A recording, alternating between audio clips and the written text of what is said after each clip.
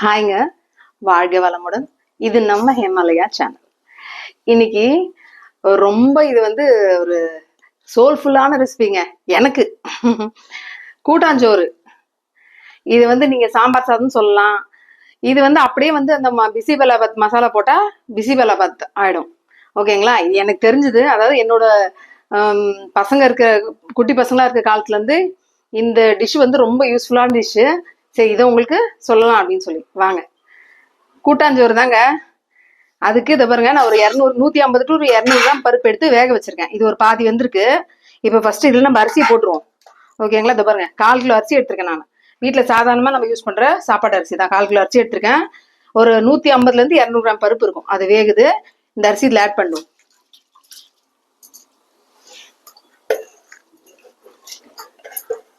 நான் இவ்வளோ அளவு எடுத்துருங்க, இது கரெக்டாக இருக்கும். நான் இதை நீங்கள் குக்கரில் கூட பண்ணிக்கலாம். நேராக டிஷ்ஷுக்கு வந்துட்டு பாருங்க டக்குன்னு. ஏன்னா பருப்பு வேக லேட் ஆகும்னு சொல்லி நான் பருப்பு முன்னாடியே வேக போட்டேன். இந்த பாருங்க, ஒரு 200 கிராம் பருப்பு, 1/4 கிலோ அரிசி. இப்போ இது வெந்துட்டு பருப்பு பாதி வெந்த பிறகு அரிசி போட்டிருக்கேன். நான் இந்த அரிசி டக்குன்னு வெந்துடும். ஸோ பருப்பு பாதி வெந்த பிறகு அரிசி போட்டிருக்கேன். இது வேகட்டும். உப்புக்கு எதுவும் போடல நான். இப்போ இதுக்கு தேவையான பொருள். இப்போ இதுக்கு தேவையான பொருள் பார்த்துலாம். ஆஸ் யூஷுவல் தாங்க, தோரம் பருப்பு தான். என் பையன் கேட்குறான், என்ன பொருள் என்ன பருப்பு நீ சொல்லவே இல்லையாம்மா அப்படின்னு சொல்லி. தோரம் பருப்பு தான். இந்த பாருங்க, 3 தக்காளி, 2 பச்சை மிளகா, ஒரே ஒரு பெரிய வெங்காயம். இது நான் அரைச்சி போடுறதுக்கு சொல்ல வேண்டிய பொருள். இது நான் அப்புறமா சொல்றேன். சின்ன வெங்காயம்லாம் அந்த அரைச்சி போடணும். அரை மாங்காய், ஒரு மாங்காயில் அரை மாங்காய், கொத்தமல்லி கார்னிஷ்க்கு, கருவேப்பிலை தாளிக்கிறதுக்கு. இங்க பாருங்க, காய் என்ன காய் உங்க வீட்டுல இருக்கோ என்ன வேணா எடுத்துக்கலாங்க. இதை பாருங்க, நான் முருங்கைக்காய், அவரைக்காய், பீன்ஸு, கேரட்டு, முள்ளங்கி, வேற என்ன, இதை பாருங்க, கத்திரிக்காய், ஒரே ஒரு உருளைக்கிழங்கு, இதெல்லாம் எடுத்து வச்சிருக்கேன். அந்த மாதிரி உங்க வீட்டுல என்ன காய் இருக்கோ அந்த காய் எடுத்துக்கலாம். இது கூட கொஞ்சமா புளி. இவ்வளவு நான் சேர்க்க போறல. இது கூட இன்னும் சொல்லலையே, புதினா துவையல் ஒன்று அரைக்க போறேங்க. இதுக்கு பேரிங்கா துவையல் சூப்பரா இருக்கும். இதுக்கு மேட்சிங்கா வேற எதுவுமே வேணாம், ஒரு அப்பளமோ துவையல வச்சு சூப்பரா சாப்பிடலாம். இது கூட புதினா துவையல் ஒன்று அரைக்க போறேன். அதுக்கும் சேர்த்து நான் புளி ஊற வச்சிருக்கேன். கொஞ்சமா புளி ஊற்றினா போதும். நம்ம மாங்காய் போட போறோம் இல்லையா? ஸோ கொஞ்சமா புளி ஊற்றினா போதும். வாங்க பார்க்கலாம். இந்த பாருங்க, இது வெந்துட்டே இருக்கு. இது வேகட்டும். சாதம் முக்காப்பதான் வேகணும். அது வேகட்டும். அது வேகத்துக்குள்ள நம்ம புதினா துவையல் சொன்னோம் இல்லையா, அது பார்த்துக்கலாம். இந்த பாருங்க, இதுல இங்க கட்டுவலி 1 பங்கு புதினா எடுத்தீங்கன்னா 1/2 பங்கு கொத்தமல்லி, 1/4 பங்கு கருவேப்பிலை. இந்த ப்ரொபோர்ஷன்ல போடுங்க, சூப்பரா இருக்கும். ஓகேங்களா? இது 3த்தையும் நான் எடுத்து ஒன்னா போட்டு அலசி கழுவி வச்சிருக்கேன். இந்த பாருங்க, நல்லா அலசி வச்சிருக்கேன். இந்த மாதிரி இப்போ 1 ஸ்பூன் எண்ணெய் ஊற்றிப்போம் கடாயில. பாருங்க, காரத்துக்கு 3 காஞ்ச மிளகாய், நான் காஷ்மீரி மிளகாய் எடுத்திருக்கேன். உங்களுக்கு நீங்க எந்த மிளகாய் வேணாலும் உங்க காரத்துக்கு ஏற்ப எடுத்துங்க. 4 பச்சை மிளகாய். இது பியூரா உங்க காரத்துக்கு ஏற்ப எடுக்க வேண்டிய பொருள் இது ரெண்டுமே. இதுல ஒரு துண்டு இஞ்சி, புளி தேவைக்கேற்ப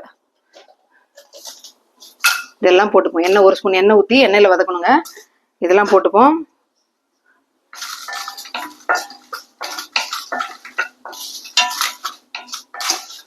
இது கூட இந்த உளுத்தம்பருப்பு போட்டு பாருங்க, ஒரு 3 ஸ்பூனு டீஸ்பூன்ல டேபிள் ஸ்பூன் 3 டேபிள் ஸ்பூன் உளுத்தம்பருப்பு எடுத்துருக்கேன். இது அப்படியே பொன்னிறமா வறுபடுத்தாங்க. இது புதினா துவையலுக்கு நான் அரைக்கிறது. ஓகேங்களா? நீங்க இதுல தேங்காய் கூட ஆட் பண்ணலாம். ஆனா தேங்காய் ஆட் பண்ணீங்க அப்படின்னா நீங்க ரொம்ப நாள் வச்சுக்க முடியாது. சப்போஸ் வெளியே போறீங்க, டூர் போறீங்க அப்படின்னா நீங்க இந்த மாதிரி அரைச்சி எடுத்துட்டு போனீங்கன்னா ரொம்ப நாள் வச்சுக்கலாம். இல்ல நான் அன்னைக்கே சாப்பிடணும் அப்படின்னா இது கூட 2 சில்லு தேங்காய் வச்சுங்க, இன்னும் அருமையா இருக்கும் டேஸ்ட். இது வறுபட்டுட்டே இருக்குங்க. அதுக்குள்ள இதை பாருங்க, இது கூட நம்ம எல்லா காய்கறியும் ஆட் பண்ணிப்போம். மாங்காவை தவிர எல்லா காய்கறியும் ஆட் பண்ணிப்போம். இந்த பாத்திரம் பத்துமான்னு தெரியல.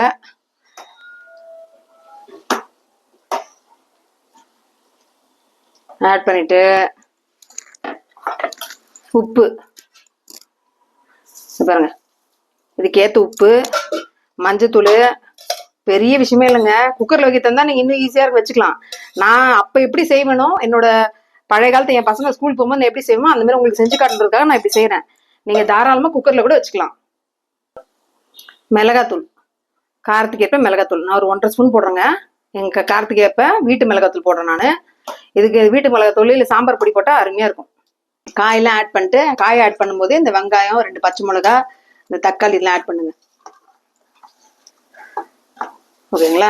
இப்ப அப்படி நான் பாத்திரம் மாத்திட்டேங்க. அது பத்தல, அது கொஞ்சம் தாராளமா கிளற முடியல என்னால. அதனால இந்த குக்கர்ல மாத்திட்டேன். நான் குக்கர் மூடி போட போறது இல்ல. நீங்க குக்கர் மூடி போட்டு கூட வைக்கலாம். இது அப்படியே வேகட்டாங்க, நான் மூடி வச்சிரும். இது பாருங்க, இந்த அளவுக்கு செவக்க வறுத்துடணும். பாருங்க, வறுத்த உடனே இதை வந்து இது நல்லா இந்த அளவுக்கு செவக்க வரணும் உளுந்து. இது ஒன்றில் ட்ரான்ஸ்ஃபர் பண்ணிட்டு இதே கடாயில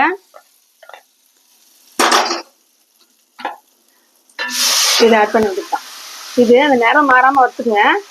இந்த புதினா துவையல் மோஸ்ட்லி யாருக்கும் தெரியும். இது கூட இந்த ஊற வச்சு புளி பாருங்க, நான் இவ்வளவு புளி ஊற வச்சிருக்கேன். உங்க புளிப்புக்கு ஏற்ற மாதிரி நீங்க புளிப்பு சேர்த்துங்க. இது சும்மா ஒரு 2 வதக்கு வதக்கணும். இந்த நிறம் மாறாம சும்மா ஒரு 2 சுருங்குற அளவுக்கு வதக்கணும். இந்த பாருங்க இந்த அளவுக்கு வதங்கிடுச்சு. இப்போ ஆஃப் பண்ணிடுவோம். இப்போ ஆறட்டும். நம்ம இதே சேர்த்து அரைச்சிட்டு வந்துடும்.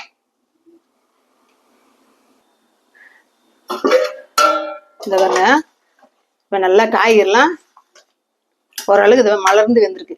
இந்த ஸ்டேஜ்ல நான் கரைச்சி வச்சிருக்க புளி இதை பாருங்க, கொஞ்சமா புளி எடுத்தேன் இல்லையா, ஒரு நெல்லிக்காய் சைஸ் புளி, அதை ஊத்திட்டு இந்த மாங்காயும் போட்டுருணும். போட்டுட்டு இப்ப அது நல்லா பாருங்க தண்ணியெல்லாம் இப்ப உங்களுக்கு பார்க்க எப்படி தெரியும். இது நல்லா வேகட்டும். பாருங்க எவ்வளவு சூப்பரா இருக்கும். அதாவது நீங்க ஏன் குக்கர்ல வைக்கலன்னு கேட்கலாம். ஆனா எனக்கு பழைய காலத்து மலரும் நினைவுகள். நான் அப்ப இப்படிதான் செய்வேன். என் பசங்க ஸ்கூல் போகும்போது, அதாவது உங்களுக்கு இன்கட் வலி அதிகமா டவல் இழுக்காதுடா, விடுறா தொடக்கிறதுக்கு. நான் டவல் தொடக்கப்பட்டிருக்கேன், அவன் இழுக்கிறான். எனக்கு வேறு நான் தொடக்க தேவைச்சிருக்கேன். சரி, அப்ப நான் வந்து பசங்களை ஸ்கூலுக்கு அனுப்பும் போது இல்ல காலையில எக்ஸாம் டைம்லயோ எதனா ஹோம்ஒர்க் பண்ணலையோ பசங்க கிட்ட டைம் ஸ்பெண்ட் பண்ணோம் காலையில அப்படின்னா இதை வச்சிருங்க அடுப்புல.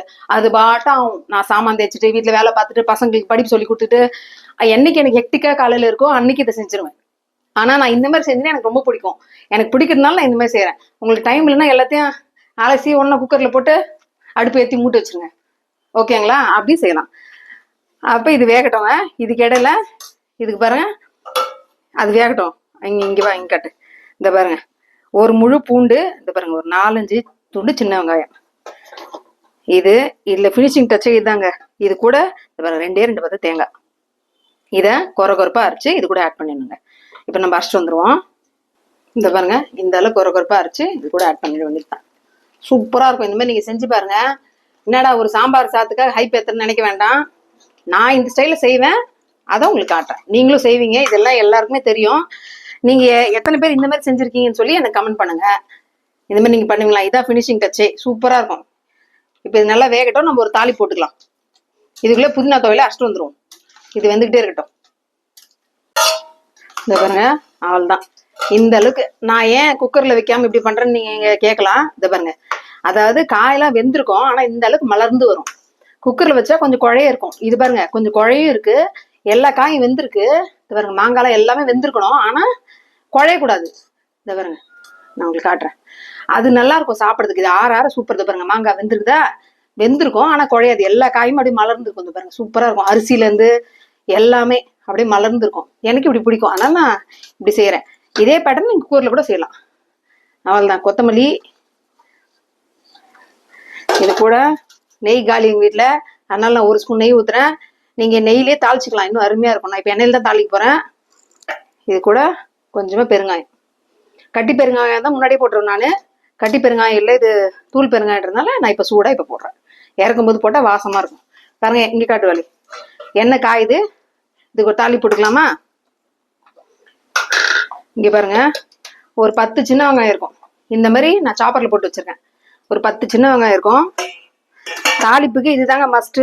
அருமையா இருக்கும். நீங்க ட்ரை பண்ணி பாருங்க. இந்த மாதிரி சின்ன வெங்காயம் போட்டு தாளிச்சு பாருங்க. கடுகு, உளுத்தம் பருப்பு,